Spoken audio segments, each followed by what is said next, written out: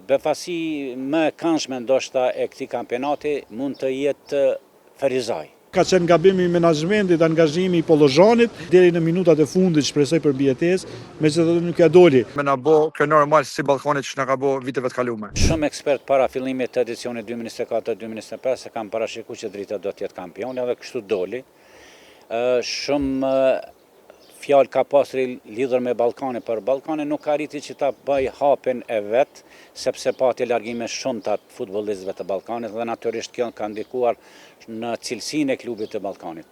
Dhe kjo ka qenë e pritshme që Drita megjithatë do ta mbizetojë ligën, Superligën dhe kjo ndodhi. Befasi më e këndshme ndoshta e këtij kampionati mund të jetë Ferizaj, që ka qenë befasi shumë e këndshme sepse shumë kush e ka pritur që do të luftoj për mbijetesë, por ndodhi e kundërta. Ballkani në fakt Ferizaj për pak nuk doli në Evropë dhe kjo për shumë shkaqe të rrethanave të ndryshme.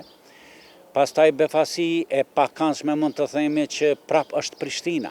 Sigurisht se kampionati ka shku domethënë duke udhëhequr nga Drita, që thuajse nga javët e para, duke e parë domethënë që janë stabilizuar këtë radhë dhe me trajnerin Ramadani, dhe po besoj lojtarët e pjekur dhe e kanë njohur njëri tjetrin që kryesisht disa vite duke luajtur së bashku, ja kanë arritur me plot meri që të shpallen kampion apo ta rikthejnë titullin e Gjilan të katërtin në historinë e tyre.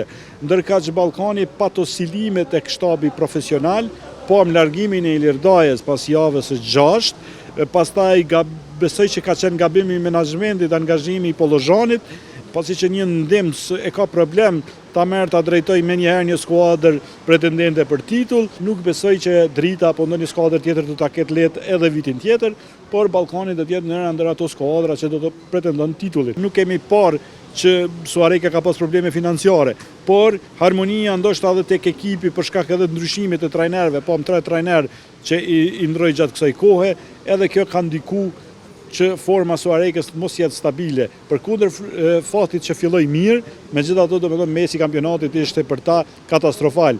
Në fund u mundu të zgjohet dhe deri në minutat e fundit shpresoj për mbijetesë, megjithatë nuk ja doli. Por të shohim se në vitet e ardhshme si do të mbijetojë Suareka. Kvaliteti me vitet e kaluara ka ra pak, për arsye se dihet edhe Ballkani është dobësu këtë vit për arsye se i ka shit 11 lojtarë dhe është në gjë normale në ramja e Ballkanit. Drita mendoj që është shpall kampion me merit, mirë po kjo është më shumë edhe merit e Dritës, është merit e Dritës për shkak se kundërshtarët nuk i ka pas ndoshta në nivelin e duhur, çish kanë marrë më të Llapi, Xhelani që e ka shpall kandidaturën për titull, edhe nuk ja kanë arritur qëllimit, ndoshta edhe pak për merit të tyre Drita është shpall kampion, por gjithsesi është shpall me merit edhe e ka merituar titullin e kampionit, mirë po unë shpresoj që tash kur dolin në gara evropiane me pas paraqitje të mira dhe me na bë kjo normal si Ballkanit që na ka bë viteve të kaluara.